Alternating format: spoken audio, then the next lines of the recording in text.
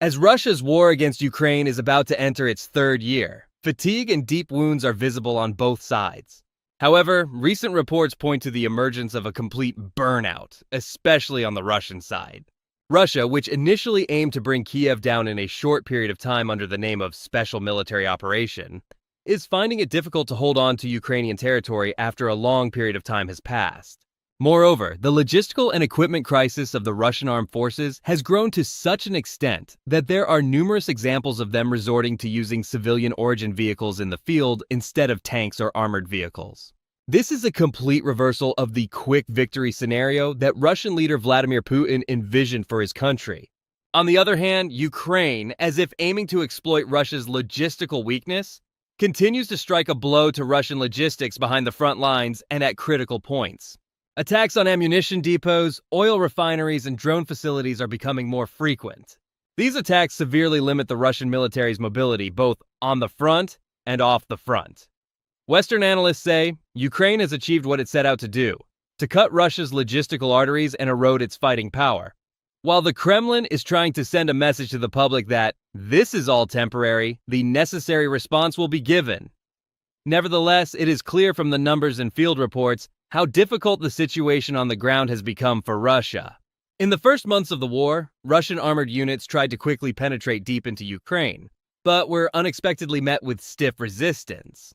The war of attrition that ensued from that point on revealed that Russia's stockpiles of tanks and armored vehicles were by no means endless.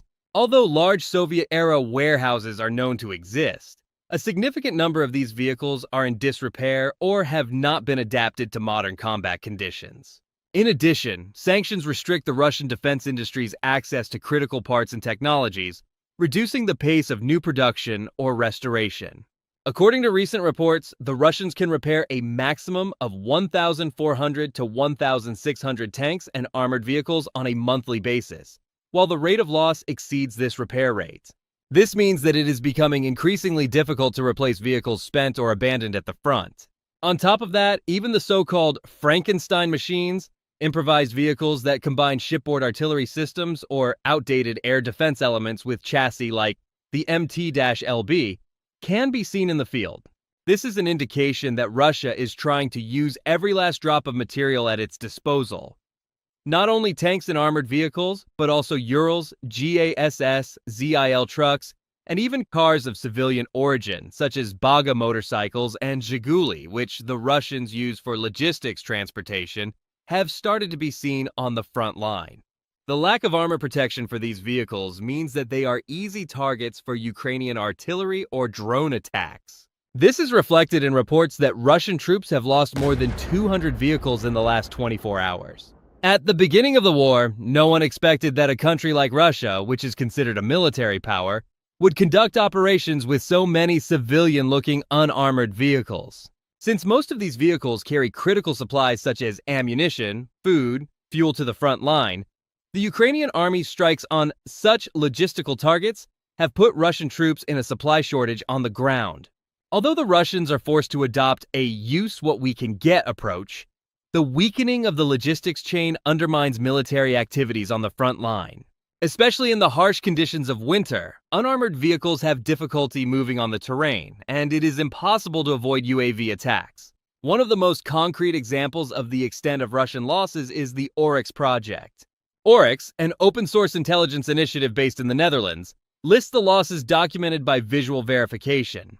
It is reported that Russia lost at least 20,004 pieces of equipment from the beginning of the war until January 18, 2025. This figure includes tanks, armored combat vehicles, artillery systems, air defense elements, aircraft, helicopters, and a wide range of logistics vehicles. Moreover, given that Oryx's calculations are based on visual evidence only, there is a strong possibility that the actual figure is higher. According to Oryx, 15,039 units of equipment were destroyed, 842 were badly damaged, 1,115 were abandoned, and 3,008 were captured as trophies by Ukraine. In the case of armored combat vehicles, this number goes up to 11,597. The loss of 134 airplanes and 151 helicopters is also noted. Such losses severely test the Russian military's ability to renew itself over time. Even if there is a repair capability, without spare parts and modernization capabilities, it is increasingly difficult to compensate for the losses. The Russian military's war in Ukraine relies heavily on artillery and rocket fire. By 2022, Russia had achieved an artillery density of sometimes 40,000 rounds per day, but recent reports suggest that this figure may have fallen by half or more. This is because arsenals have been blown up by Ukrainian attacks, while the Russian production line has been crippled by sanctions. Ammunition aid from North Korea is intended to partially cover Russia's shortfall. The US and its Western allies claim that there is an arms deal between the Putin administration and Kim Jong-un. Some reports, based on satellite imagery, suggest shipments from North Korean ports to Russia's primary region. If this logistical corridor works stably, Russia could make up some of the shortfall in artillery shells. But this shows just how desperate Russia is. Until recently, no one would have imagined that Russia would be forced to buy artillery shells from North Korea. Just as striking as the casualties on the front line is the increasing number of suicides among Russian soldiers. OSINT researchers say they have detected over 200 suicides, but it is estimated that this figure only includes publicized cases and that the actual number may be higher. Wounded soldiers choosing to take their own lives in desperation, or troops traumatized by failed attacks, reveal the human cost of Russia's offensive tactics based on constant numerical superiority. Although the Kremlin plans to increase the defense budget from $59 billion in 2022 to $109 billion in 2023 and 13.5 trillion rubles, about $131 billion in 2025, it is not easy to procure the necessary parts and run production lines with this money due to sanctions. Aid from friendly countries like Belarus or Iran is a partial solution, but it is not enough to produce modern tanks or sophisticated electronics. China does not officially appear to be actively helping. India may be reluctant to buy Russian weapons in exchange for discounted oil. This is where the North Korean option comes in. Recent talks between Kim Jong-un and Vladimir Putin show how desperate Russia is to continue its war in Ukraine. North Korea may be capable of providing artillery shells and simple rocket systems, but it remains to be seen how much this will change the course of the war. While North Korean reinforcements may alleviate Russia's artillery deficit for a time, they are unlikely to provide a decisive advantage over Ukraine, given logistical and quality factors, Western experts say. One of the most critical developments on the ground is Ukraine's offensive in depth. Ukrainian drones and cruise missiles are hitting targets on Russian territory, such as ammunition depots, drone production, storage facilities, oil refineries, and gunpowder factories. These attacks disrupt Russia's logistics flow on the front line, destroying the assumption that the front line is safe in the later stages of the war. For example, the Ryazan, Voronezh, Tver, and Tambov regions have witnessed a succession of explosions and fires, and although Russian officials say the attack has been repelled, it is understood that warehouses or refineries have been severely damaged each time. According to the analysis of the British Ministry of Defense, these attacks have caused non-brief disruptions in the supply of artillery and small arms ammunition to the Russian army. The same report mentions the loss of 30,000 tons of ammunition, a very serious figure in the midst of a war of attrition. Has Ukraine achieved what it set out to do? Ukraine remained on the defensive for a long time, restructuring its army with Western support and training. Then it switched to a plan of deep operations that hit Russia's logistics, ammunition depots, and strategic centers. Now, Western analysts agree that Ukraine has succeeded in critically limiting Russia's combat capability.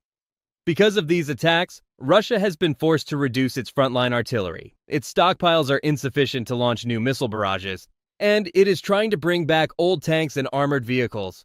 But they are ineffective in modern combat conditions. Of course, Ukraine's strategy runs the risk of continued heavy retaliation from Russia.